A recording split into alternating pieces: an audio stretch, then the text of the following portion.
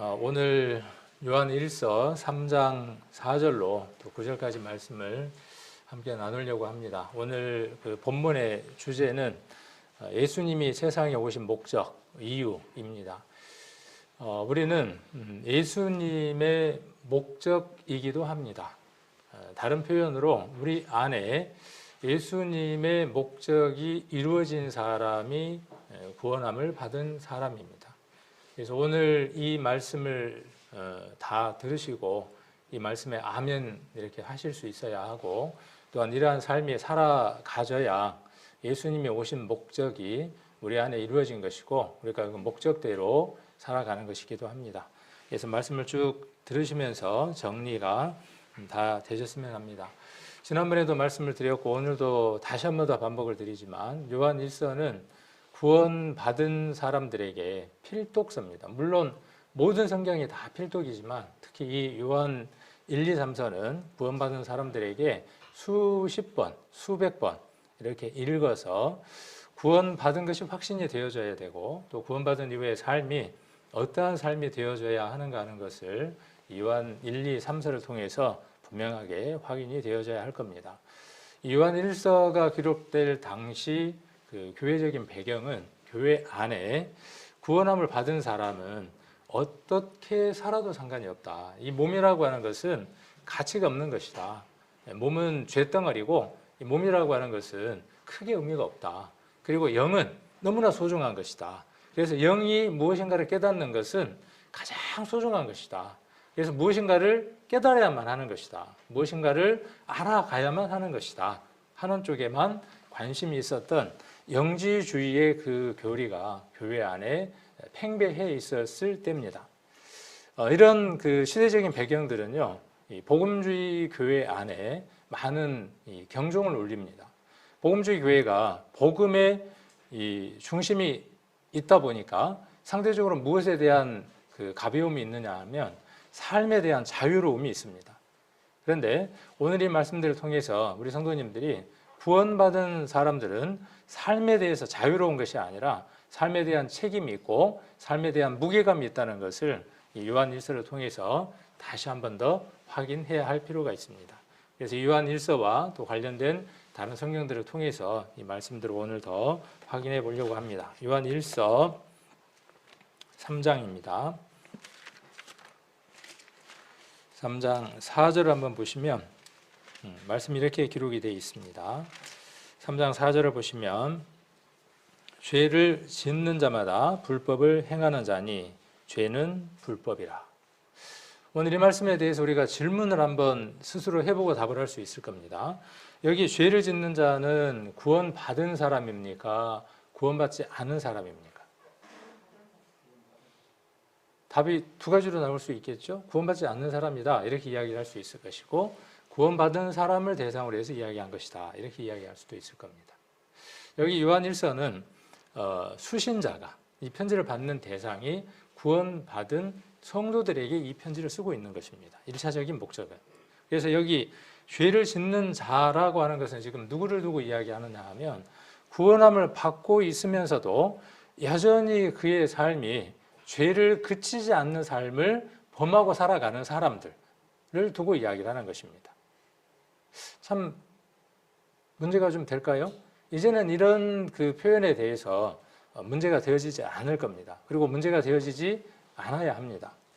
그래서 죄를 짓는 자마다 불법을 행하나니 죄는 불법이다 그랬어요. 이 말이 좀 어렵나요? 조금 어려울 수 있을 것 같아요. 저는 어렵더라고요. 그래서 저는 이 성경을 어떻게 이해하려고 많이 애를 썼느냐 하면 이 구절은 구원받기 전에 해당하는 말씀이구나. 내가 예수님을 만나기 전에 그때에 하는 얘기구나. 나 예수님 만났는데 죄가 다 사해졌는데 이건 무슨 이런 얘기일까?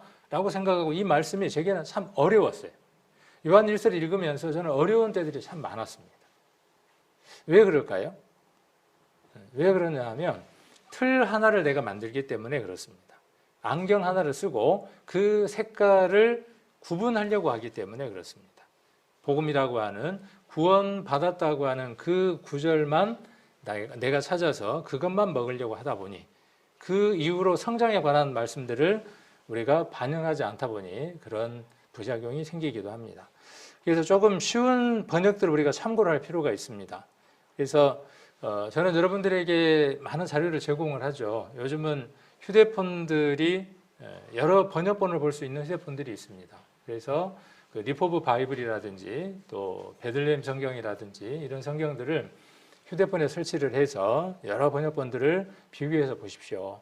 우리가 뭐 히브리어나 헬라어까지 우리가 볼 수는 없지만은 또 영어까지 볼 수는 없지만은 한글 번역본들이 많이 있기 때문에 그 번역본들을 우리가 참고를 하다 보면 어려운 것들, 내가 이게 애매할 때 이런 번역본들이 훨씬 더 정답에 가까운 것들을 찾도록 해줍니다.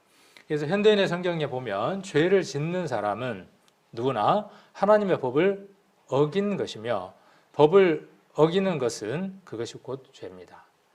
똑같은 얘기지만 이렇게 우리가 정리를 해볼 수 있습니다. 죄라고 하는 게 무엇이라는 얘기예요? 죄는 법을 어기는 것이라는 거예요. 똑같은 얘기예요.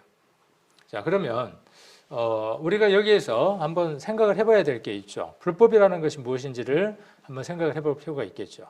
쉬운 성경에는 죄를 짓는 자는 하나님의 법을 깨뜨리는 사람입니다. 죄를 짓는다는 것은 하나님의 법을 어기며 사는 것과 같습니다. 이게 법에 관한 것이죠. 법이라 그러니까 우리가 언뜻 떠올리는 게 뭐가 떠오르죠? 법 그러면요. 법 그러면 하나님의 법 그러면 율법이 떠오릅니다. 물론 이 말씀에서 그 율법을 이야기하는 것이기도 합니다. 그런데 자주 제가 시편을 통해서 말씀드리지만 하나님의 법은 10개의 계명, 613가지 혹은 10,000가지로 기록된 하라 하지 말아라는 그 규례들, 법보들만 이야기하는 것이 아니라 그것 자체가 곧 하나님의 말씀이라는 것이죠. 그러니까 이 말을 쉬운 말로 바꾸면 하나님의 말씀을 거스리고 있는 것이 무엇이냐 하면 죄라는 얘기입니다. 오늘 이 요한일서 3장 4절을 쉽게 정리를 하면 하나님이 하신 말씀을 거스리는 거예요. 그러니까 하나님의 말씀 가운데에 하라 하지 마라가 있는 것이고 그 하라 하지 마라고 하는 종류를 쭉 나열을 하면 수만 가지고 그것들을 좁게 정리하면 613가지고 그걸 좀 더 투명하게 굵게 표현을 하면 10개의 계명이라고 이렇게 말할 수 있는 겁니다. 율법이라고 말할 수 있는 겁니다. 그래서 내가 지금 하나님의 말씀을 거스리고 있다면 우리가 하나님의 말씀을 거스리는 삶을 일생을 살아왔습니다. 그러다가 큰 순종 하나를 했습니다. 하나님 말씀을 순종하는 큰 일 하나를 했습니다. 그것이 무엇이냐 하면 예수 그리스도가 우리를 위해서 죽으셨다는 사실에 우리의 생각과 우리의 모든 것들을 내려놓고 거기와 일치된 마음을 가졌다는 것이죠. 도저히 믿을 수 없는 그것에 우리의 생각을 순종함으로 말미암아 우리가 복음을 깨달았습니다. 첫 말씀에 우리가 순종한 겁니다. 수많은 말씀들, 하라 하지 말라고 하는 그 말씀들을 우리가 하라고 하는 것은 하지 않고 하지 말라고 하는 것은 기어이 하면서 삶을 살아왔어요. 그러다가 처음으로 첫 순종을 한 겁니다. 그 순종이 우리에게 생명을 가져온 것이죠. 그 생명을 가져온 자에게 성경은 다시 여전히 이야기하는 겁니다. 그것 외에 하지 말아야 할 것과 해야 할 것이 무수히 많다고 하는 것을 성경은 우리에게 말하고 있는 것입니다. 귀를 막고 흔들어 버립니다. 그러면 이 말씀은 여러분의 말씀이 아닙니다. 여전히 이 말씀은 그 순종한 사람들에게도 유효한 겁니다. 그 순종이 없는 사람들에게는 먼저 뭘 해야 하고요? 우리가 했던 그 첫 순종을 해야만 하는 겁니다. 그 순종이 없는 사람은 생명이 없는 사람이에요. 하나님과 아무런 관련이 없는 사람입니다. 하나님이 하라 하지 말라고 하는 그 말씀에 우리가 순종하며 살아가는 그 삶을 살려면 그 첫 번째 순종이 있어야만 하는 것이죠. 그래서 죄를 짓는다는 것은요, 법을 어기는 것입니다. 이 불법이라고 하는 것은요, 헬라어로 아노미아라고 이야기를 합니다. 왜 이 언어들을 다른 나라 언어들 이렇게 가져다가 사전을 찾아서 제시를 하느냐 하면 이 의미들이 우리가 갖는 것들보다 좀 더 크기 때문에 그렇습니다. 자, 법이 없는 상태다 그랬습니다. 마음의 혼란의 상태다 그렇게 이야기했습니다. 그러니까 불법이라고 하는 것은 죄를 범하게 되는 순서가 무엇이냐 하면 마음의 혼란으로부터 오는 겁니다. 누가 그랬습니까? 우리가 이 불법이라고 하는 걸 딱 생각하면 떠오르는 것. 맨 처음 창세기로 돌아가서 아담과 하와에 대한 사건이 떠오르죠. 어떻게 해서 그들이 불순종하게 됐습니까? 불순종의 순서를 보면. 자, 하나님의 말씀을 불순종했던 사단이 출발이 그렇죠. 말씀을 불순종했던 그가 이 세상에 내려와서 하나님에게 하나님의 생명을 가진 그들의 생명을 빼앗기 위해 그들에게 혼란이라고 하는 걸 넣었죠. 하나님의 법이 그들에게 이미 있었습니다. 아담과 하와에게 법이 있었습니까? 없었습니까? 있었습니다. 사단에게 법이 있었습니까? 없었습니까? 이미 있었습니다. 이미 하나님의 법이 있었어요. 그것은 무엇이었습니까? 먹는 날에는 정령 죽으리라고 하는 하나님의 법이 분명 존재하고 있었습니다. 그 법을 어기게 하는 자, 그 법을 어겼던 자가 그 법을 어기게 하는 거죠. 마음에 혼란을 집어넣는 겁니다. 우리 운전하다 보면 딜레마 존이라는 게 있죠. 아시죠? 잘 아시죠? 이 딜레마 존. 어떤 상태죠? 쭉 차를 운전하고 가다가 사거리를 만납니다. 항상 우리는 사거리를 만나면 그 신호가 바뀔 것이라고 생각을 하고 항상 있을 것이라고 생각하면 안 되죠. 바뀔 것이라고 생각을 하고 파란불이지만 언제든 정지할 수 있는 마음의 상태로 운전을 하는 겁니다. 그런데 그런 것이 없고 바쁠 때가 있어요. 이 마음의 혼란의 상태가 있을 때가 있습니다. 내가 지금 시간이 부족해요. 어떤 일들이 있어요. 그럼 막 혼란스럽습니다. 그러면 힘이 어디로 가느냐 하면 생각에 가 있는 게 아니라 힘이 발에 가 있게 되죠. 바쁩니다. 항상 그럴 때 어떻습니까? 파란불이 뭔 불로 바뀝니까? 노란불로 탁 바뀌어요. 근데 나는 지금 어디 시점에 있냐 하면 횡단보도를 막 건너기 직전이에요. 아니면 그 이전이에요. 한 20, 30m 이전이에요. 그럼 어떻게 합니까? 노란불로 바뀔 때. 노란불로 바뀔 때 마음이 어때요? 혼란이 오죠. 자, 그럴 때 결정해야만 하죠. 뭘 결정해야만 합니까? 발을 더 쿡 밟고 지나갈 건지 아니면 그 즉시 브레이크를 잡고 서야 할 건지. 근데 대부분은 어떻게 합니까? 대부분 발에다가 힘을 주고 휙 지나가는 거죠. 그러다가 똑같은 혼란을 가진 사람이 옆에서 오는 겁니다. 똑같은 사람이 똑같은 마음을 가지고 어떻게 해요? 신호가 바뀌기 전에 예측을 하거나 하면서 출발합니다. 그러면 그게 딱 맞아떨어지면 어떻게 돼요? 쾅 하는 소리가 나면서 일이 벌어지는 것이죠. 자, 모든 우리가 살아가는 이치도 그런 것처럼 그 진리인 거예요. 변함없는 것이에요. 왜? 어느 때부터 그랬던 일들이니까. 아담 안에서 사단이 주어진 혼란의 상태에서 일어난 일이기 때문에 그렇습니다. 자, 그때 법은 있었어요? 없었어요? 법은 존재했습니다. 그러면 어떤 법이 있기 때문에 지금 있는 법을 무시한 것일까요?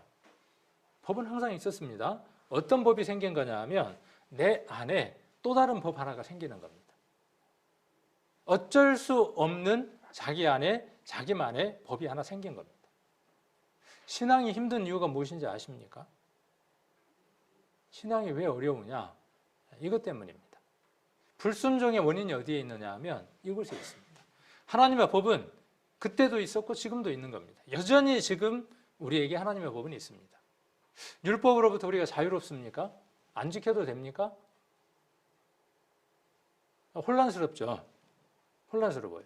그 혼란스러운 것은요, 지금 무엇인가 정리되어 있지 못한 겁니다. 율법을 지켜야 합니까? 라고 할 때 마음 안에서 그거에 대해서 딱딱 정리가 되어져서 지금 저 목사가 이야기하려고 하는 얘기가 무엇인가 하는 것들이 정리가 조목조목 돼 있어야 되는데 혼란스럽다고 하는 것은 뭐냐 하면 아직 자기 안에 자기 생각이 들어있는 거예요. 이런 분들은 어떨 가능성이 있냐 하면 딜레마 존에 항상 놓여 있을 가능성이 높습니다. 여차하면 어떤 법을 지키는 거죠? 주일도 마찬가지입니다. 주일날 우리가 교회에 오는 것이 율법을 지키는 것입니까? 그런가요? 율법보다 더한 법이 있죠. 은혜의 법이 있습니다. 사랑의 법이 있습니다. 은혜의 법, 사랑의 법은 아무렇게나 하여도 된다는 법이 아닙니다. 그것보다 더한 법입니다. 율법보다 더한 강제성 있는 법입니다. 오늘 로마서를 찾겠지만 마음대로가 아니에요. 구원받았으니까 마음대로 어떻게 살아도 된다가 아니에요. 그래서 오류입니다. 분명 왜곡되어 있는 겁니다. 그래서 불법이라고 하는 것은 뭐냐면요, 법을 어겼다고 하는 사전적인 의미를 갖고 있지만 그 안에 들어있는 속 내용은 무엇이냐 하면 마음의 혼란으로부터 출발하는 겁니다. 그리고 그 마음의 혼란이 무엇을 우선시하는 거죠? 내 상황, 내 형편을 우선시하는 겁니다. 누가 그랬습니까? 아담이 그랬습니다. 사단이 그랬습니다. 그 이후에 우리의 삶이 그랬습니다. 그러므로 죄라고 하는 것은 무엇이냐 하면 하나님의 말씀에 순종하지 않는 겁니다. 하나님의 말씀에 순종하려면 그의 말씀이 무엇인지 청종해야만 합니다. 그래서 이스라엘아 들으라 이렇게 우리 성경에는 기록되어 있지만 어순이 다른 히브리어에는 들으라가 먼저 되어 있습니다. 신앙은 듣는 겁니다. 그 들음이 생각을 바꾸어 놓는 겁니다. 그리고 해야 할 것과 하지 말아야 될 것에 대한 분명한 선을 긋는 겁니다. 경계선을 긋는 겁니다. 주일, 이날은 사랑의 법 안에서 하나님의 사랑이 이루어진 형제 자매가 모이는 한 날입니다. 그 어떤 날 다 소중하지만 우리가 함께 모이는 날은 거룩한 날이고 귀한 날입니다. 이날은 정해진 날입니다. 누가 그렇게 정하신 겁니까? 이날은 하나님이 정하신 겁니다. 이날 내가 내 마음대로 할 수 있는 권위 없어요. 자유가 없습니다. 이따 이야기하겠지만 종은 자유가 없습니다. 여러분들은 그리스도의 종입니다. 자유가 없는 자입니다. 이날 내가 선택해서 오고 안 오고의 문제가 아니라는 사실이죠. 이렇게 이야기하니까 좀 불편합니까? 불편하다면 받은 은혜와 사랑을 다시 한 번 더 생각해 볼 필요가 있습니다. 그래서 마태복음 7장 23절 우리 잘 아시는 대로 나더러 주여 주여 하는 자마다 천국에 들어가는 것이 아니다. 그들이 왜 천국에 들어가지 못했습니까? 그 말씀을 전도 집회 때에 국한해서 들으면요 구원 못 받았으니까라고 제한됩니다. 그런데 이 말씀과 연관하게 되면 그 불법이라고 하는 것은 무엇이냐면요 하나님의 말씀에 순종치 않는 모든 것들입니다. 그 범주를 넓혀야만 합니다. 그래서 먼저는 우리가 그 말씀을 통해서 내가 정말 죄를 범하고 있는가? 먼저는 내가 첫 순종을 했는가 하지 않았는가? 그 순종을 했다면 그 자녀로서 내가 그 자녀다운 하나님 말씀에 순종하는 삶을 살고 있는가 살고 있지 못하는가? 만일 내가 거스리는 삶을 살고 있다면 돌이켜야 하는 것이죠. 그래야 이곳에 오는 목적이 이루어지는 것이죠. 예수님을 만난 목적이 거기에 있는 겁니다. 자, 5절입니다. 요한일서 3장 5절. 그가 우리 죄를 없이 하려고 나타나신 바 된 것을 너희가 아나니 그에게는 죄가 없느니라. 예수님이 이 세상에 오신 목적 가운데에 최고로 큰 목적입니다. 자, 그가 우리 죄를 없이 하려고. 그가 너희 죄가 아니라 모든 사람의 죄를 다 해결했지만 여기는 특별히 제안해서 우리라고 지금 제안하고 있죠. 예수님은 세상 모든 사람의 죄를 다 해결하셨습니다. 그러함에도 불구하고 오늘 우리의 죄라고 이야기를 하고 있습니다. 우리 죄를 없이 하려고 나타나신 바 된 것을 너희가 아나니. 이겁니까? 이겁니까? 이 안다는 말은 뭐냐 하면 순종한다는 뜻입니다. 그에게는 죄가 없습니다. 지난번 우리 전도집회 때에 제가 전도집회를 끌어갔던 그 프레임 하나가 무엇이었느냐 하면 소방관에 관한 얘기였습니다. 요 구조자에 대한 얘기로 전도집회를 프레임을 가지고 진행해보는 방식을 가졌습니다. 오늘 이 말씀에 요 구조자와 구조자에 대한 얘기가 다 들어있습니다. 이 말씀이 그 얘기에 대한 정답이기도 합니다. 자, 요 구조자가 구조자를 구조하려면 첫 번째 무엇이 있어야 된다 그랬습니까? 다 잊어버리셨죠? 참 감사해요. 그래서 늘 새로우니까. 첫 번째가 뭐냐 하면 구조할 만한 능력이 있어야 돼. 그렇죠? 구조할 만한 능력이 있어야 될 거 아닙니까? 그래야 물에 빠진 사람을 건지든 불에 지금 그 갇혀 있는 사람을 끄집어내든 산속에 지금 이렇게 그 잃어버린 사람을 찾든 능력이 있어야 될 거 아니에요. 두 번째가 뭐냐 하면 의지가 있어야 돼. 누구의 의지가 있어야 되는 거죠? 구조자가 의지가 있어야 되는 거예요. 물론 요 구조자는 지금 존재하는 거니까. 지금 요 구조자는 누구냐 하면 죄에 갇혀 있는 사람들이에요. 그러면 그게 오늘도 유효한 거예요. 구원받는 그날도 유효하지만 오늘 살아가는 우리들에게도 유효하다고 생각해야 하는 겁니다. 예수님이 십자가에 못 박힐 때 그때 못 박히고 내려와 버리는 거예요. 그러나 로마서 6장이라든가 이런 것을 보면 그 삶이 언제까지 유지돼야 하는 겁니까? 주님 오실 때까지 유지돼야 하는 것이죠. 그래서 능력이 있어야 하고 의지가 있어야 되고, 세 번째로 뭐냐 하면 현장이 없으면 불가능한 겁니다.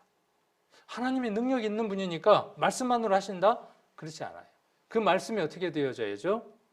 행위로 실천되어지고 나타나야만 하는 겁니다. 여기 말씀에 기록되어 있는 대로 나타나야 하는 거예요. 현장에 있어야 하는 겁니다. 복음의 현장에 계셨던 분이 누굽니까? 예수님입니다. 자, 예수님이 능력이 있어요, 없어요? 구약에 예수님이 능력 있는 분이라고 하는 내용을 쭉 이야기하는 것이 구약이죠. 그리고 그분에게는 어떤 의지가 있습니까? 양 잡고 소 잡고 하는 그 무한 반복이 되는 그 일을 멈춰야 되겠다고 하는 강한 의지를 갖고 계시죠. 그런데 단 하나, 그분이 오시지 않으면 안 되잖아요. 나타나셔야 되죠. 세상에 오셔야 되는 거예요. 현장에 오시는 겁니다. 현장에 오셔서 어떻게 하셨습니까? 모든 문제를 해결하셨어요. 자, 우리 죄를 없애려고 오셨는데 여기에서 가장 중요한 게 뭐예요? 만일 그가 능력이 없다면, 그가 죄가 있다면 아무 소용이 없는 것이잖아요. 여기 세 가지를 다 적고 있는 겁니다.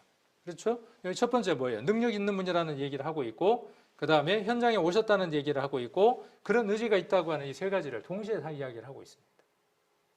어마어마한 사건이죠. 이 한 구절이요. 신문에 대서특필이 돼야 돼요.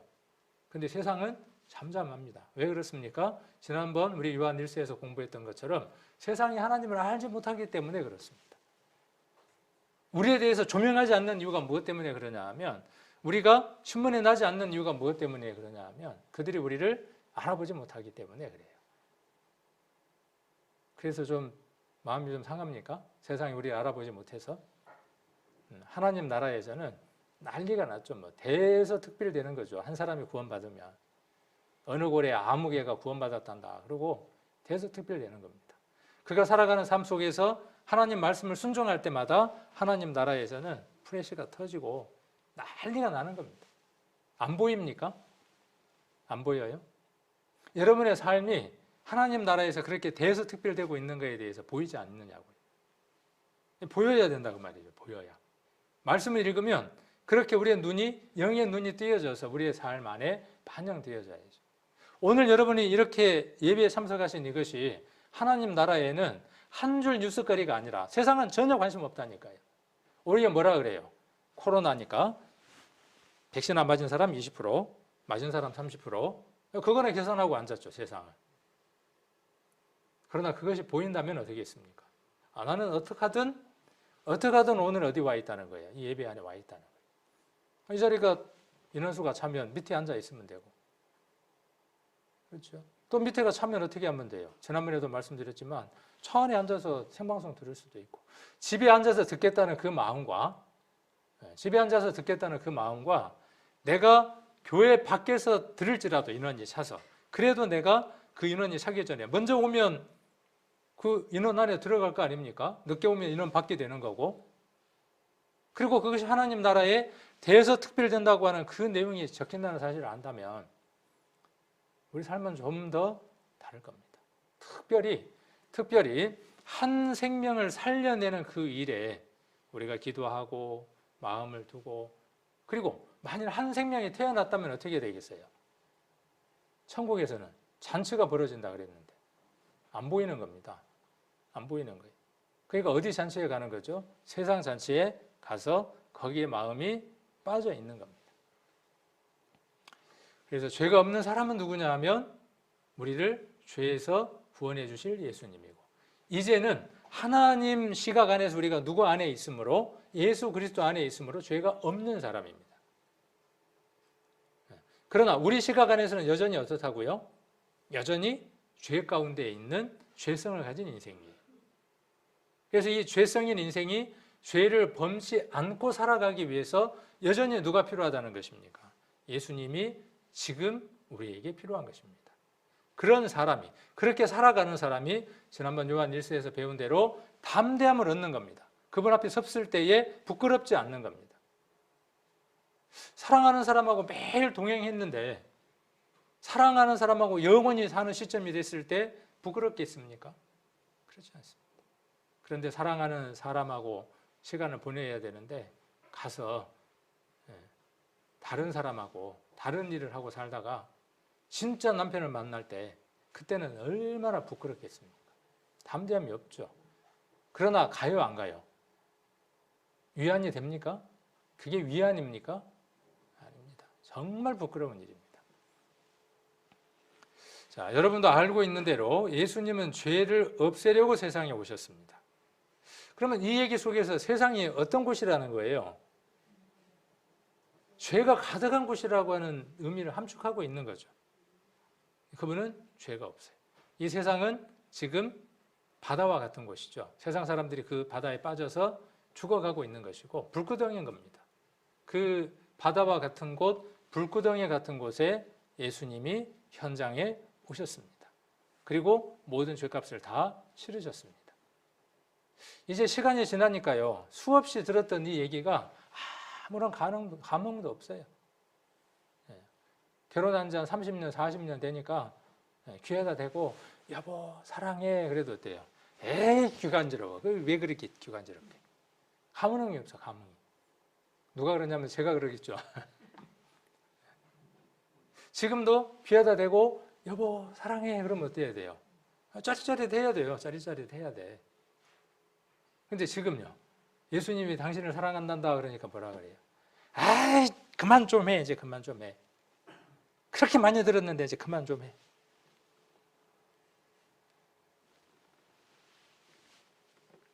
6절을 보시면 그 안에 거하는 자마다. 이 말씀은 우리가 요한복음을 통해서 수없이 반복을 했죠. 그 안에 거하는 자, 조건부예요. 구원함을 받은 사람이라고 이야기를 하지 않고 그 안에 거하는 자마다. 자, 이것도 누구에게 주어진 말씀이에요? 구원받은 성도에게 주어진 말씀입니다. 구원받지 않는 사람에게 이 말씀이 어떻게 적용될 수 있겠습니까? 구원 안 받는 사람이 어떻게 그 안에 거한답니까? 불가능한 일이에요. 그 안에 거하는 자마다 범죄하지 않아요. 딜레마존입니다. 이 얘기를 들으면 막 흔들려요. 눈동자가 다 흔들려. 왜 흔들릴까요? 왜 흔들리겠습니까? 지금 죄 가운데 살아가거든. 그리고 그 죄를 어떻게 하고 싶으니까요? 합리화하고 싶거든. 뭘로 합리화하고 싶으니까? 나 구원받았거든. 나 예수님 만난 적 있거든. 그리고 합리화하려고 하는 거예요. 눈동자가 막 흔들리는 거예요. 누구 얘기예요? 제 얘기예요. 이 성경을 읽을 때마다. 그러니까 그게 정상이에요. 그리고 그 흔들렸던 눈동자가 혼란스러웠던 마음이 정해져야 돼요. 무엇으로 정해져야 합니까? 우리 지난번에 시편이라든가 또 이사야서를 이야기했던 것처럼 또 여러 성경을 이야기했던 것처럼 굳이 잡는 자, 확 붙드는 자. 내가 어떠한 상황이 되더라도 딜레마존에서 적법하게 살아가겠다. 그러면 아까 같은 경우에 어떻게 해야만 하는 겁니까? 서야만 하는 거예요. 그 즉시 서야만 하는 겁니다. 뒤차가 와서 날 때릴 테니까. 그것도 뭐예요? 자기 법이죠. 뒤차가 와서 때리든 뭐. 저 옛날에 그랬습니다. 여기서 살면 보면 큰 차들이 많이 몰려다녀요. 정말 큰 차들이 몰려다니죠. 근데 어떻게 하냐 하면 그냥 막 밀고 다녀요. 안 쓸 것 같아. 그래서 어떻게 하느냐 하면 뒤에 큰 차가 따라오면 이 룸미러를 보고 갑니다. 가. 안 쓸 것 같으니까. 생명의 위협을 느끼니까. 근데 그 세상이니까 알아서 하십시오만은 하나님의 말씀은 어떻게 해야만 합니까? 뒤에서 큰 트럭이 따라와도요, 서야 됩니다. 서야만 합니다. 그것이 그 안에 거하는 사람의 특징입니다. 죄를 범하지 않는 사람의 특징입니다. 순종하는 사람의 특징입니다. 그러면 서는 겁니다. 그러면 가는 겁니다. 얼마 전에 오전사님하고 이렇게 어디를 가다 보니까 신호등이 딱 바뀌었어요. 그러니까 오전사님이 뭐라 그러시냐면은 손을 이렇게 하면서 신호 좋아 그러시더라고요. 오랫동안 이게 어떻게 돼 있는 거죠?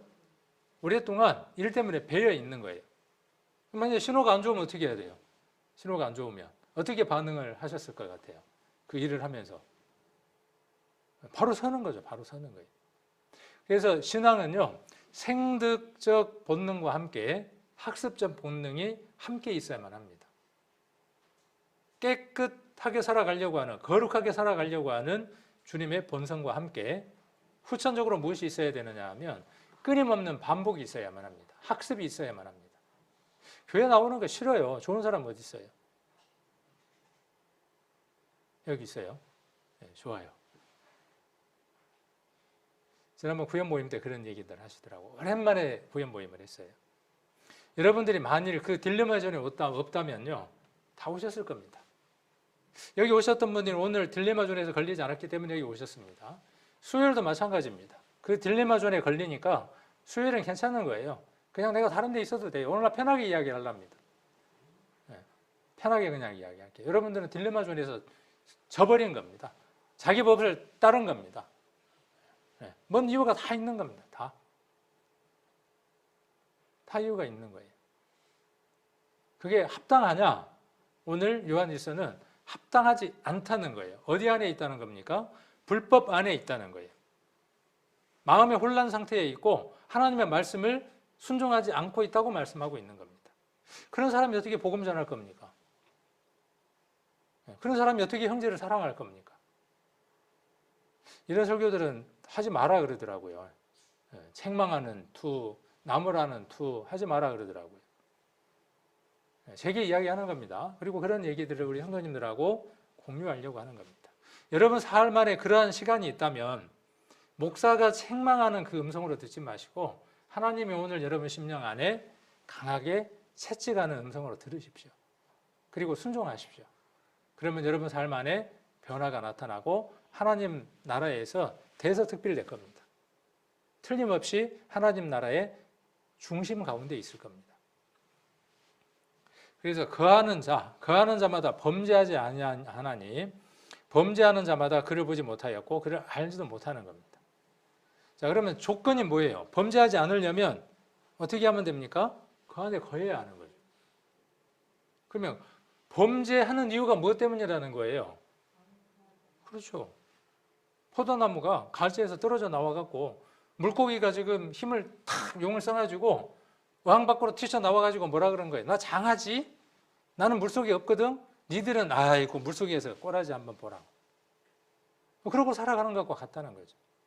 지금 죽을 줄 모르고 팔딱팔딱 뛰면서 지금 죽어가고 있는데 구원받은 그리스도인도 마찬가지입니다. 그에게 생명이 붙어 있다고 할지라도 죽어가고 있는 겁니다. 그리스도인들도 말씀 안에 있지 않으면 매일 말씀을 먹지 않으면 이거 철칙입니다. 그리스도인들은 말씀의 사람이에요. 말씀이 여러분을 만들어갑니다. 예배가 여러분을 만들어가는 것이 아니라 말씀이 여러분을 만들어가는 겁니다. 그 말씀이 여러분 안에 있을 수 있도록 구역 모임, 수요일, 주일은 연습하는 시간입니다. 지난번 우리가 그런 걸 배웠죠. 밀러라고 하는 사람의 의사들의 실력을 테스트하는 그래프를 그 피라미드를 한번 봤습니다. 지식이 있느냐 없느냐 금방 알아보죠. 우리 저 사람 지식이 있구나. 저 사람 인지를 잘 하는구나 못하구나 금방 알 수 있어요. 그 사람이 수행하는가 안 하는가는 참으로 어려워요. 왜? 교회 와서 잠깐 보이거든. 청소 잘하면 그 사람 수행 잘하는 사람인 걸로 알아요. 그러나 진짜 행위는 어디에서 이루어지는 것이죠? 여러분의 직장에서, 여러분의 가정에서, 거기에서 행위가 이루어지는 겁니다. 그동안에 들었던 지식과 인지됐던 것과 이 교회에서 연습되어졌던 그 수행되어졌던 것들이 여러분 삶 안에서 삶으로 드러날 때 그 판단은 참 어려워요. 여러분들이 가정에서 어떻게 살아가는지는 부부만 아는 겁니다. 하나님이 아시겠지만. 낯이 좀 뜨겁죠. 이런 얘기 하려고 하면.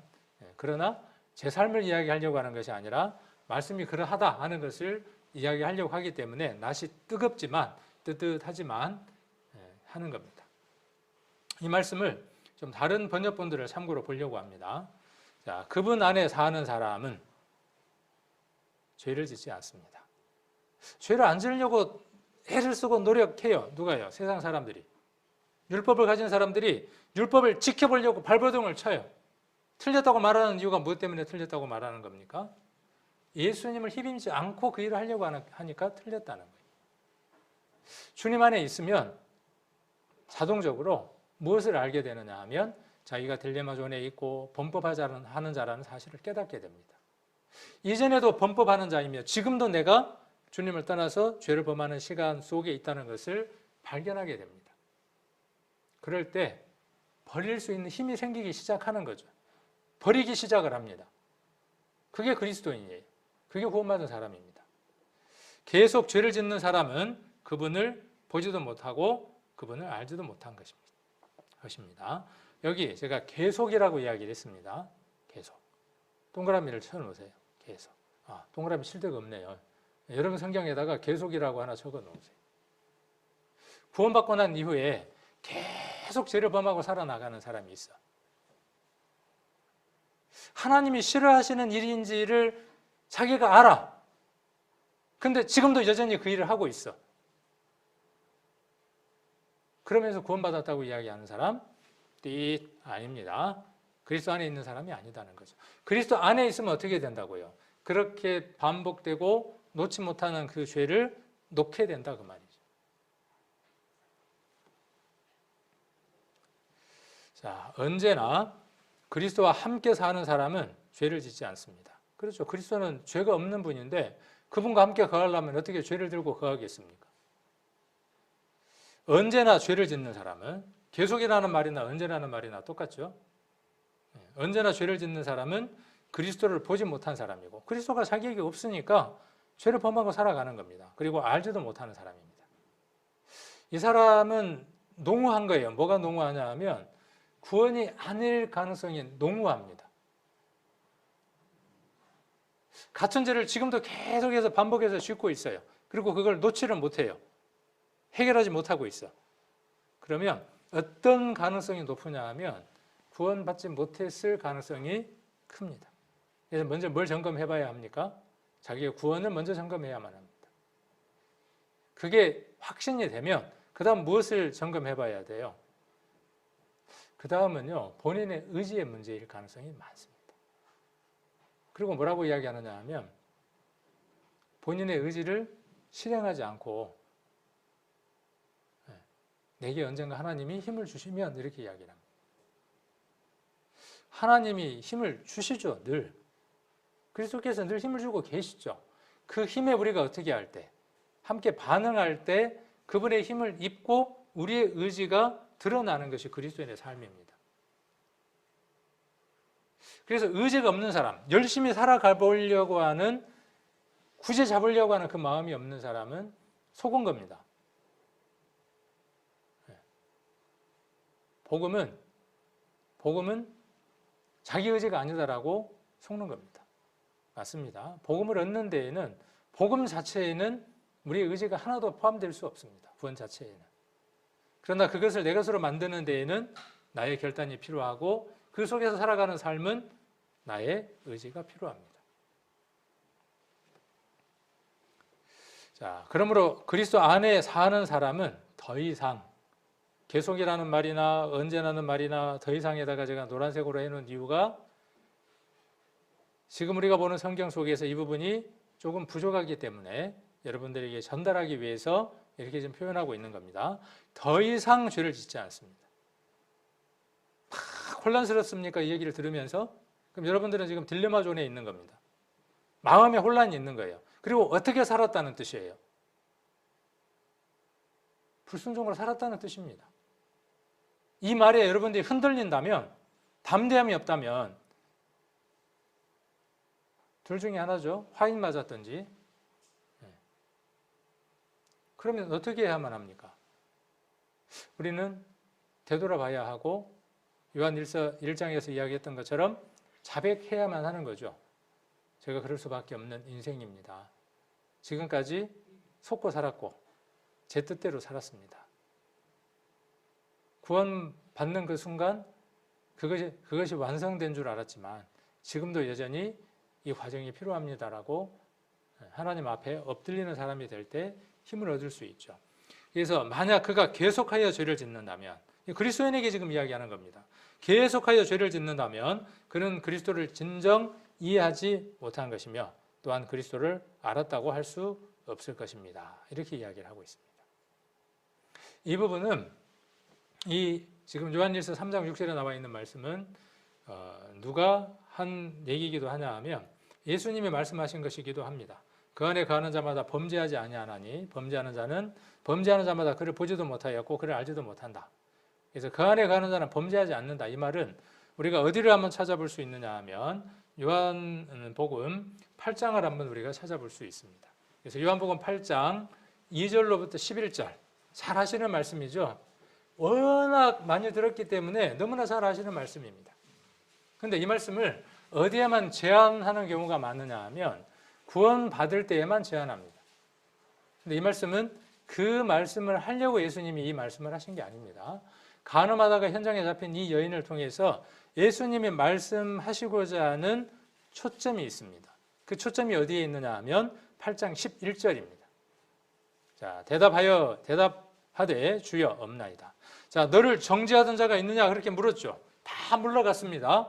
다 물러가고 예수님이 뭐라고 말씀하시죠?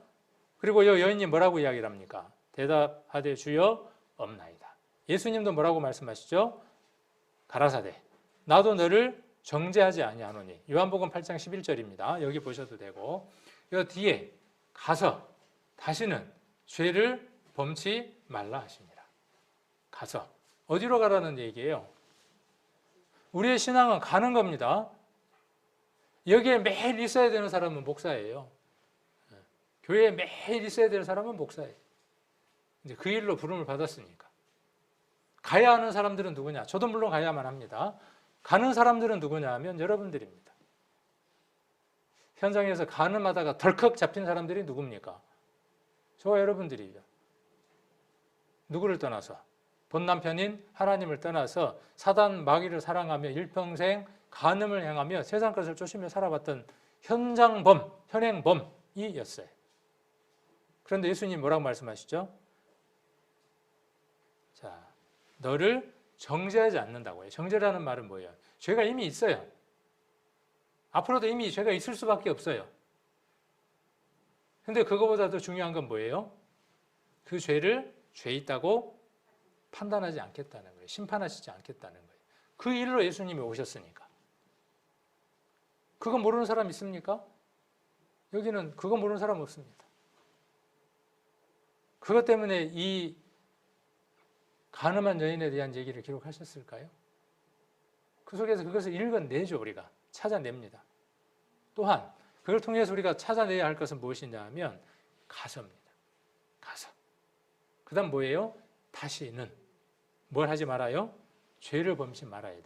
이 여인에게 있어서 이 말씀을 좀 좁게 적용을 해봅시다. 이 말씀은 어떻게 적용될 수 있느냐 하면 두 번 다시 가서 현장에서 간음하지 마. 먹고 사는 문제 때문에 남편이 여러 명이었는지 모르지만은 이제 그 여러 명의 남편을 두고 살아가면 안 돼. 좁게는 그 말씀을 하시는 거죠. 자, 그렇게 하려면 어떻게 해야 돼요? 다시 그 일이 반복되지 않으려면 어떻게 해야 됩니까? 그 현장으로부터, 그 환경으로부터 어떻게 해야만 합니까?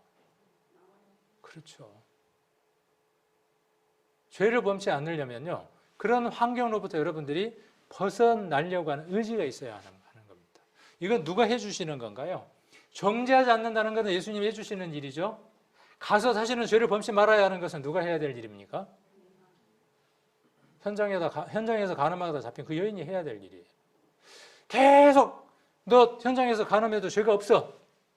그 얘기를 듣고 싶어서 예수님이 이 세상에 오셨냐 그 말이에요. 아니다는 거죠. 두 번 다시는 그 일이 반복되지 않도록.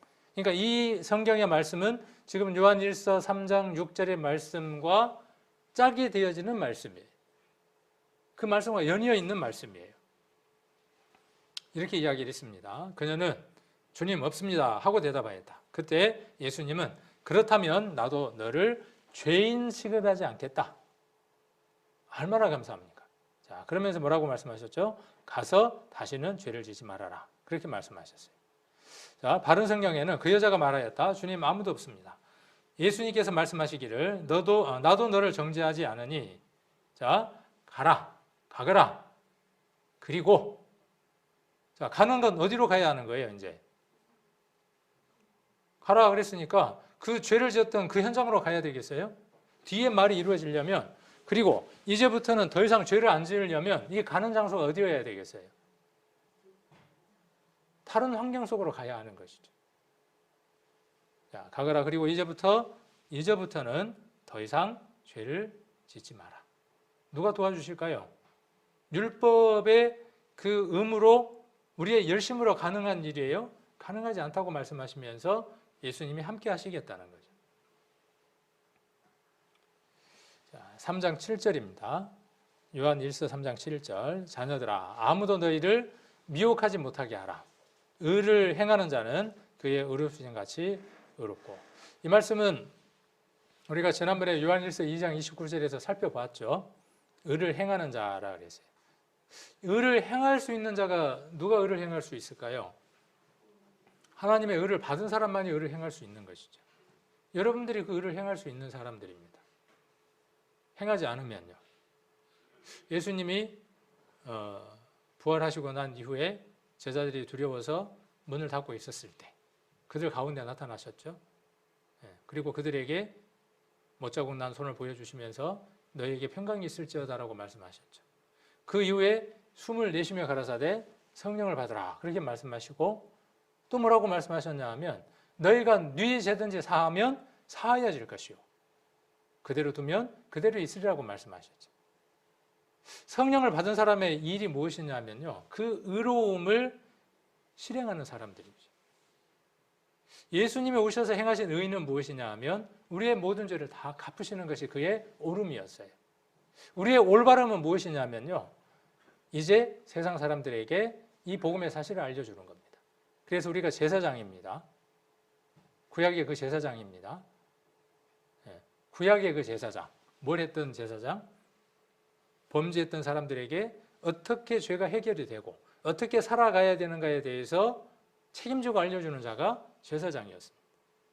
여러분들의 그 의무가 어디에 있는 거죠? 그 의를 행하는 자예요. 여러분들이 그 의를 행하는 자들입니다. 해도 되고 안 해도 되나요? 제사장?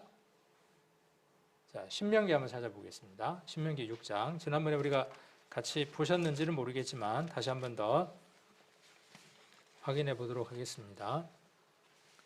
신명기 6장 25절. 자, 23절부터 좀 보겠습니다. 23절부터. 자, 우리 열조에게 맹세하신 땅으로 우리에게 주어 들어가게 하시려고 우리를 거기서 인도하여 내시고, 이 말씀은 우리에게도 그대로 적용되는 말씀입니다. 세상에서 우리를 인도해 내셨어요.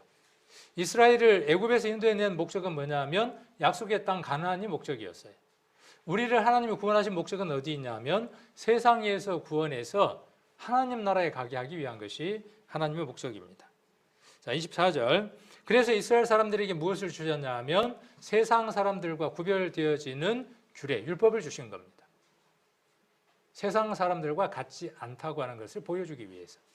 우리가 하나님 뜻 안에서 살아가야 되는 이유가 어디에 있느냐 하면 여기에 있는 겁니다.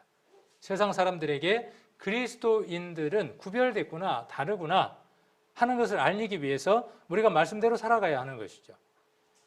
신명기 6장 24절. 여호와께서 우리에게 이 모든 규례를 지키라 명하셨으니, 인도에 내고 말씀하신 거예요.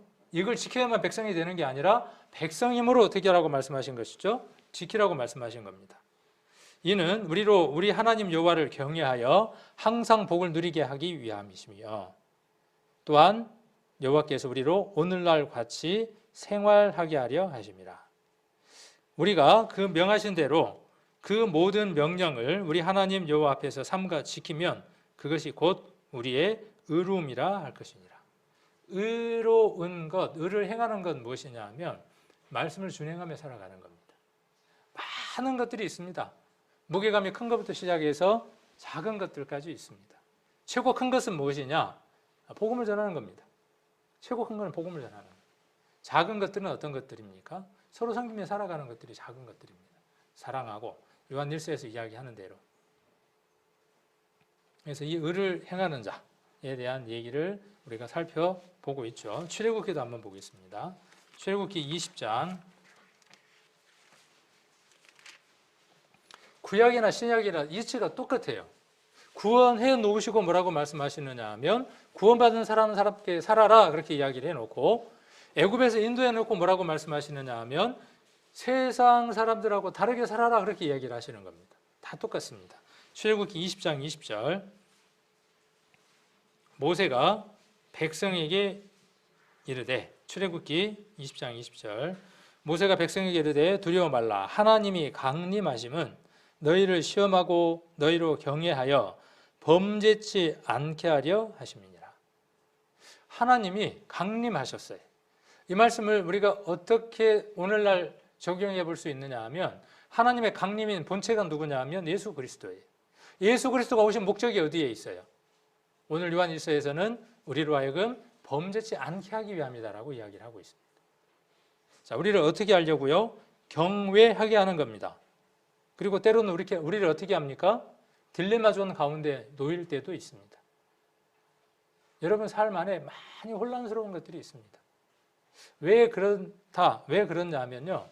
우리가 하나님 편에 가기 전까지는 우리는 딜레마 존 안에 있는 겁니다. 온전하지 않기 때문에 우리의 혼은 매일 많은 시험을 받는 겁니다. 그 시험 속에서 정답을 써내려가는 겁니다. 알아야 정답을 쓰죠. 알아야.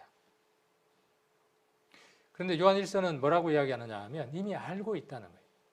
생득적 본능이 이미 알고 있다는 거예요. 그러니까 가르칠 필요가 있다는 거예요, 없다는 거예요. 그런 거에 대해서. 해야 되느냐 말아야 되느냐에 대해서 상세하게 알려주지 않아도 너희가 이미 알고 있다는 거예요. 그러나 자세하게 배울 필요는 있는 거죠. 오늘 이렇게 배우는 것처럼요. 8절입니다. 요한 1서 3장 8절. 자, 그래서 결론은 뭐라고 이야기하느냐 하면 죄를 짓고 있으면 마귀에게 지금 속해 있는 겁니다. 자, 그러면서 마귀는 처음부터 범죄함이라. 이 말씀 아시죠? 처음부터 범죄한 사건 어떤 사건이에요? 성경은 다 연결되어 있잖아요. 아, 처음부터 범죄했다 이 얘기가 뭔 얘기인지를 아는 것이죠. 사단은 사망을 가져온 자입니다. 살인한 자예요. 처음부터 살인한 자예요. 거짓말쟁이에요. 그리고 범죄했어요. 그 범죄를 누구에게 묻히기 시작한 거죠? 아담과 하와에게 묻혔어요. 그래서 죄를 범했다. 불순종은 누구 편에 서 있다는 얘기예요. 하나님 편에 서 있지 않고 사단의 편에 서 있다 그 말이에요. 어느 편에 서 있는 줄 알아야 가죠. 문제를 풉니다. OX 문제예요. OX. 답을 알아야 어떻게 할 수 있어요? O인지 X인지를 알고 O에 가 있든지 X에 가 있든지 할 거 아닙니까? X에 가 있다가 막 혼란스러워. 아까처럼 눈동자가 막 왔다 갔다 해. 가만히 생각해 보니까 아니야. 그럼 어떻게 해야 돼요? O로 옮겨야죠. 그리스도인들의 삶 안에 요구하시는 바가 무엇이냐면 그리스도께서 요구하시는 바가 무엇이냐면 이전에 몸담고 있었던 그곳에서 혼란스러움을 가져다 줄 수 있는 말씀이 우리에게 있기 때문에 옮겨야 하는 거죠. 그래야 어떻게 할 수 있어요? 정답입니다. 그럴 거 아니에요.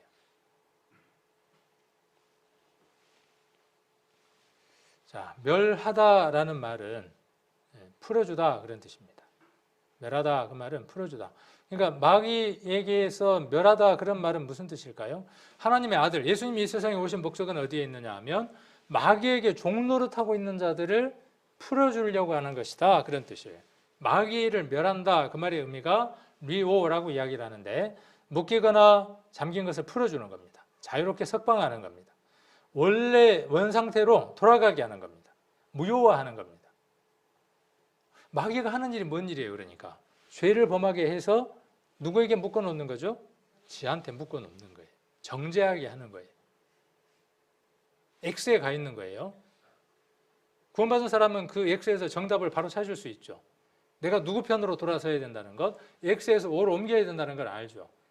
누구하고 관계를 가져야 된다는 것, 이 관계가 단절되고 소유 문제에 있어서는 바뀌었어요. 그렇죠? 소유권 이전은 됐어요. 언제 소유권 이전이 됐습니까? 84년 4월 20일 날 소유권 이전이 됐어요. 여러분들도 그날이 있으시죠? 날짜는 기억하지 못할지라도 그 일은 분명히 여러분 안에 있었을 겁니다. 그러면 그렇게 소유권 이전이 된 사람은 삶에 있어서 여러분의 삶들이 이제는 어떻게 되어져야 되느냐 하면 그분에게 매여 있는, 그러려면 이쪽에 매여 있는 걸 어떻게 해야만 하는 겁니까? 풀어야 할 거 아니에요. 이게 풀려 있다는 사실을 깨달아야 어떻게 할 수 있어요? 이쪽으로 옮길 거 아닙니까? 개 한 마리를 사서, 아니 조금 더 나가서 개가 태어나자마자 묶어놓고 키웠어요. 마당에다가 줄을 해서 여기서 여기까지 가게 묶어놨어요. 일평생을 그렇게 살았어요. 개 나이가 20살이 됐어요. 20살 동안 거기만 왔다 갔다 한 거예요. 어느 날 풀어줬어요. 뭐가 오죠? 혼돈이 막 와요. 아, 이게 뭐지? 빨리 눈치 채는 개들은 어떻게 해요? 도망가 버리네. 자유다 하고 도망가는 거예요. 그러나 눈치를 이 반응이 늦은 애들은 어때요? 또 충성도가 높은 개들일수록 그렇습니다. 오랫동안 충성도가 높은 멍멍일수록 풀어줘도 어떻게 합니까? 그대로 있어요. 어떤 개들은 그 목줄을 묶어갖고 주인한테 갖고 가더라고. 인터넷에서 보니까 그림애가 목줄을 풀어주니까 목줄을 들고는 주인한테 가서 다시 이렇게 자기 끌고 다니라고. 구원받은 사람의 삶이 그럴 때가 있어요. 목줄이 완전히 풀렸고 자유를 얻었는데 그 목줄을 다시 끌고 누구에게 가요? 사단에게 가서 뭐라 그래요? 아, 나 좀 더 끌고 다녀줘. 조금만 더.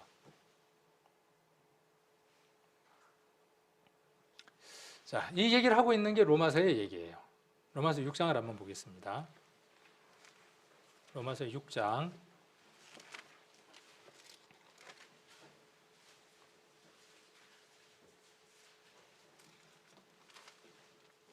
16절입니다.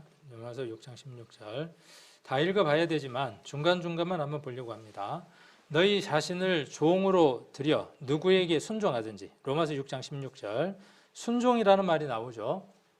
종과 순종은 뗄래야 뗄 수 없는 관계다라고 지금 바울이 이야기를 하고 있습니다.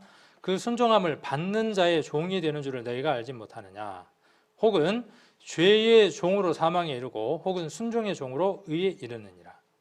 여러분들이 의에 순종했어요. 그 의가 무엇이었습니까? 그리스도가 이 세상에 오셔서 죽으시고 장사되고 3일 만에 부활하셨다고 하는 그 오름에 순종했어요. 그 말씀에 여러분들이 순종했어요. 그래서 여러분들이 의의 종이 됐어요. 자유자가 됐어요. 아니에요. 종이 됐어요. 여기 지금 이 로마서에서 이야기하는 자유는요, 부정적인 의미에서 자유입니다. 뒤에 보면 18절 한번 봅니다. 18절. 자, 죄에게서 해방되어 의에게 종이 되었으니. 이 표현은 우리가 충분히 이해할 수 있습니다. 죄에게서 해방됐어요. 풀렸어요. 자유를 얻었어요. 그때 자유는 뭐냐 하면 어느 방향으로 갈 수 있는 방향성을 얻었다 그 말입니다. 그래서 여러분들이 어때요? 내가 죄의 종이라는 것은 마귀의 종이었다는 사실을 깨닫는 것이죠. 그리고 예수님이 어떻게 해주셨다는 걸 알게 됐습니까? 그 사슬이 풀렸다는 사실을 깨달은 겁니다. 자, 그리고 의에게 종이 되었어요. 의에게 자유를 얻었어요라고 안 돼 있습니다. 의에서 해방됐다고 안 돼 있습니다. 의에게 무엇이 됐어요? 종이 됐어요. 여러분 가슴팍에다가 복음과 함께 새겨 놓으십시오. 의에게 종입니다. 다른 표현으로 그리스도에게 종입니다. 하나님에게 종입니다. 기분 나쁜가요? 신부라는 말은 좋대. 아들이라는 말은 너무나 좋대. 왜? 기업으로 다 물려받거든. 신부라 그러니까 뭐라 그래요? 사랑의 관계니까 너무 좋을 것 같거든. 사랑을 많이 받으니까. 종이라 그러니까요. 그래도 그 의미가 뭔지는 알아. 그랬고.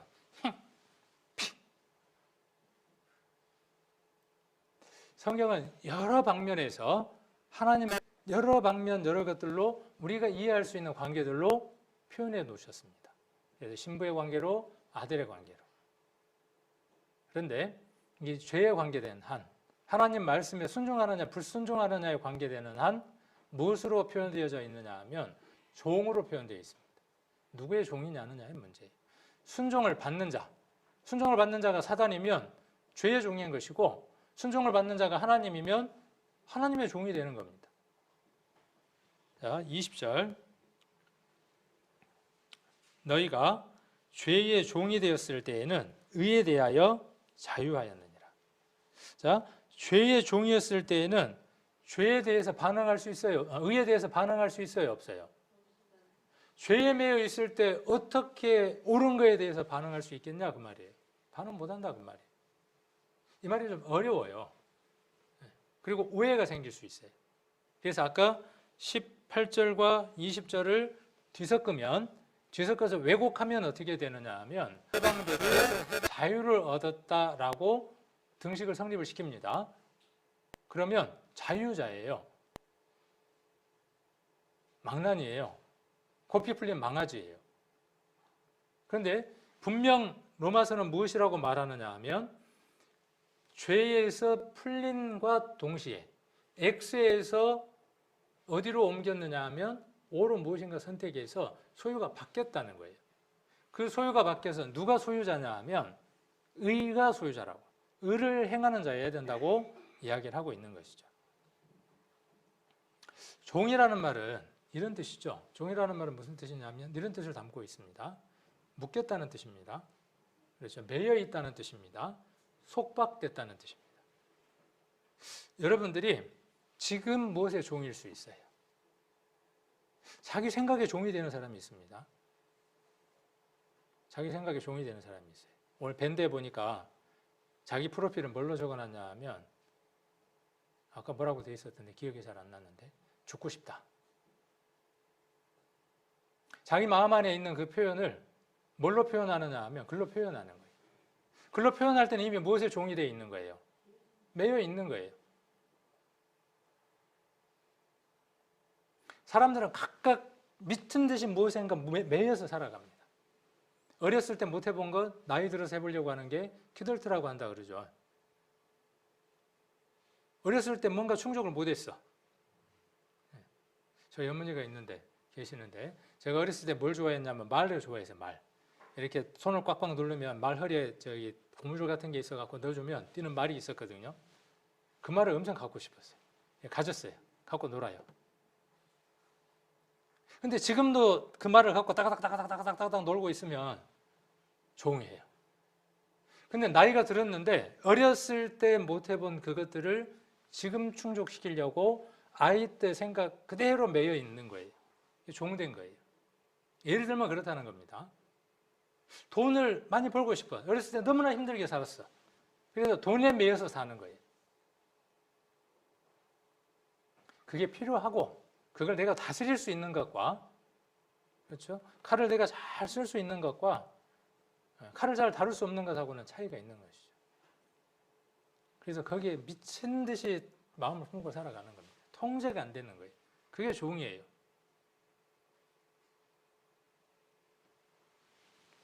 자, 근데 여러분들은 거기에서 풀렸습니다. 누가 그렇게 하려고 오셨다고요? 오늘 누가? 예수님. 예수님이 오신 목적이 그거라고요. 여러분들은 다 그렇게 미친 듯 무엇 하나를 붙잡고 살아간다고요. 하나만 잡았거든요. 하나만 잡고 있을까요? 솔로몬 이야기했던 것처럼 평생에 미친 마음을 품고 산다 그랬잖아요. 요즘은 뭐가 좋은 거라 그래요? 즐기는 것보다 미친 사람이 더 좋다며요. 세상 말도 그래요, 말이. 완전히 그게 올무가 돼서 일평생 그것만 누고 살아가는 거예요.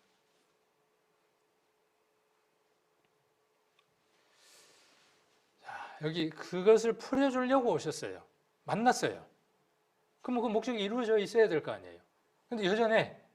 그럼 세상 사람들이 우리를 바라보고 예수 믿는 사람은 저렇게 다루구나가 아니라 니나 나나 똑같네. 지도 욕하더만. 지도 엉망이더만. 지도 욕심덩어리더만. 지 말하는 거 들어보니까는 온갖 욕심은 다 가졌더만. 저거 이야기할 때만 벨나라 사람처럼 이야기를 하네. 그때만 보면 진짜 믿는 사람 같아. 말만.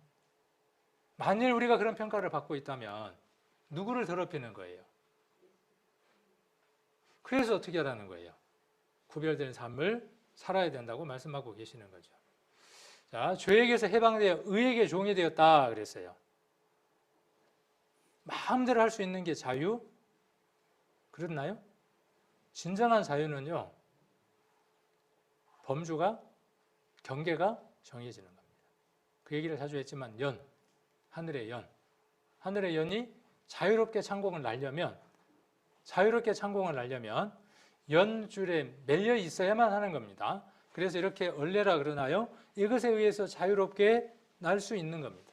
끈이 끊어지는 순간 어떻게 됩니까? 자유다? 끝난 거예요. 물고기는 어디에 있을 때? 어항 안에 있을 때 자유예요. 여러분들은 어디 안에 있을 때 자유입니까? 예수 그리스도 안에 있을 때에 참 자유 가운데 살아가는 겁니다. 그래서 죄에게서 해방되어 의에게 종이 되었어요. 묶인 거예요. 이 표현이 참 저는 좋더라고요.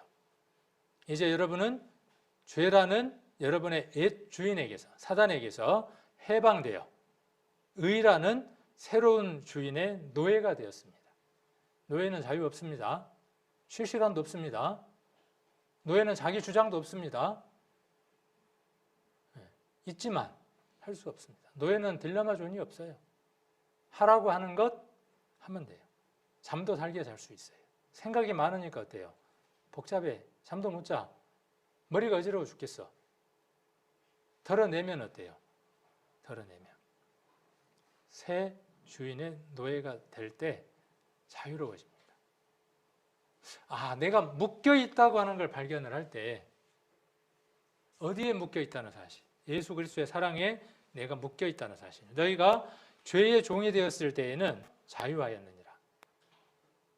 이 말이 무슨 말일까요? 아까 좀 어렵다 그랬죠? 죄에게 종이 되었어. 그때 의에 대해서는 어떻다고요? 자유했어요. 이 의라고 하는 게 뭘까요? 복음, 우리가 살아가는 삶이죠. 이 자유라는 말이 이런 뜻입니다. 그래서 이 로마서에 나오는 종과 자유의 이 언어를 제대로 이해하지 못하면 죄에서 해방됐으니까 자유 얻었다 이렇게 등식을 성립한다고요. 근데 이 자유는 그 자유 아니에요. 그 자유가 아니라 여러분은 죄의 노예로 있을 때에 선한 일 따위에는 아무 관심도 없었습니다. 그 말이에요. 이 자유라는 말은 지멋대로였다 그런 뜻이에요. 다른 번역에는 의에 대해서 제멋대로였다 이렇게 번역해 놓은 데도 있어요. 그러면 이제 구원받았으니까 어떻게 됐다는 뜻이에요? 바뀌었다는 거예요. 22절 로마서 6장 22절입니다. 자, 그러나 이제는 우리가 이제는 할 때 내일 또 이제는 현재가 되죠. 지금 이제는 뭐예요? 지금 이제예요. 지금 현재예요. 구원받은 그날이에요. 그날이 계속 연결되어져서 이제는. 자, 이제는 너희가 죄에게서 해방되고 하나님께 종이 되어 거룩함에 이르는 열매를 얻었으니 이 마지막은 영생이라. 죽으면 영원한 나라로 옮겨지는 겁니다. 지금 그 영원한 삶 안에 살다가 마지막은 이 영생은 무엇이냐 하면 지금 우리 안에 이루어진 것은 그림자예요.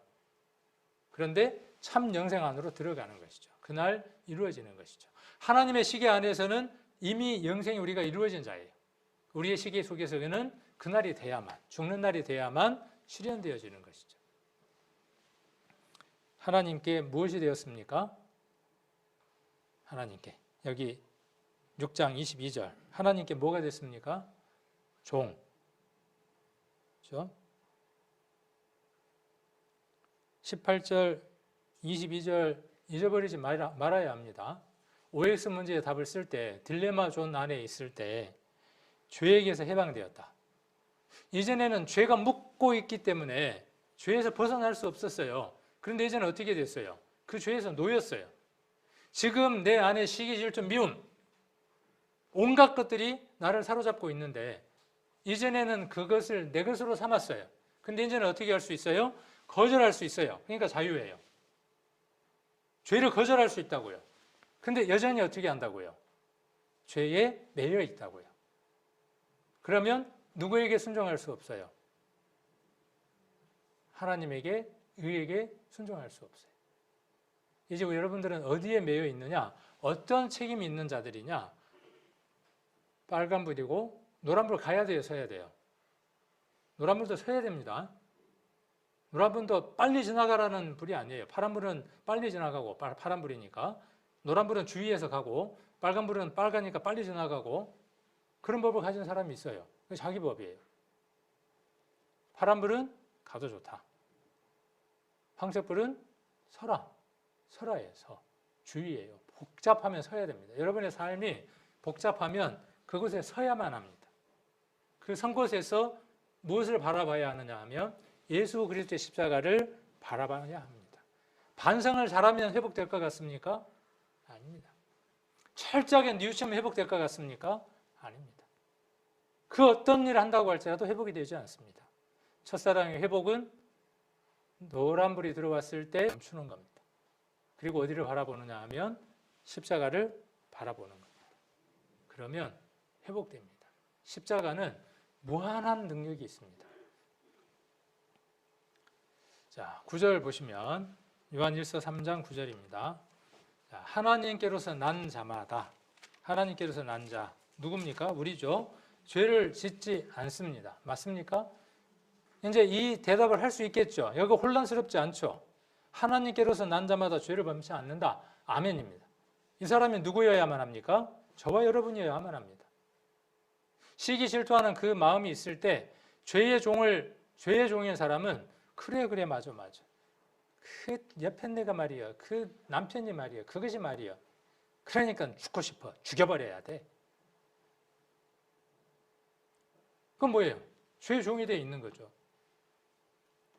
그런데 내가 거기에서 놓였다는 사실을 인지하고 발견해야 하는 것이죠. 말씀을 읽으면 확신을 얻게 되죠. 그럴 때 어때요? 역수였구나.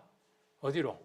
옮겨지는 거죠. 이는 하나님의 씨가 그 속에 거하며 저도 범죄하지 못하는 것은 하나님께로서 났음이니라. 여기 현대인 성경에 하나님의 자녀들은 계속해서 요한일서의 주된 내용이 1장도 마찬가지고요. 구원받은 사람은 계속해서 범죄하지 않는다는 거예요. 그것이 마음 가운데 갈등이면서 버리지 못하고 계속 붙들고 있지 않는다는 거예요. 만일 그렇게 붙들고 있는 사람이라면 구원이 아니다 라고 말하는 겁니다. 그래서 하나님의 자녀들은 계속해서 죄를 짓지 않습니다. 이것은 하나님의 씨가 그 사람 속에 있기 때문입니다. 그는 하나님에게서 태어났으므로 계속 죄를 지을 수가 없는 것입니다. 이 사실을 여러분들이 오늘 아셨습니다. 지식이 왔습니다. 어떻게 해야 될지도 오늘 전달받으셨습니다. 인지했습니다. 지식과 인지가 여러분에게 있습니다. 시험 보면 어떨까요? 오늘 본 말씀을 시험 보면 동그라미 다 쳐서 100점 맞을 수 있습니다. 자, 거기에서 한 발 더 나가야죠. 어떻게 해야 됩니까? 수행해 봐야 합니다. 설교는 지식과 인지의 단계입니다. 여러분의 실제의 삶은 어디입니까? 수행해 보는 겁니다. 이제 시행사고도 겪어보고 실수도 해보고 넘어져 보기도 하고 바울처럼 탄식해 보기도 하고 그러면서 무엇이 생기느냐 하면 참된 행위가 생깁니다. 그리고 그 행위를 통해서 새 생명이 태어납니다. 우리가 많은 것들을 다 했다고 할지라도 하나님을 정말 기쁘게 해드리고 하나님 나라의 신문에 대해서 특별하게 실렸다고 할지라도 우리가 한 생명을 탄생하는 일에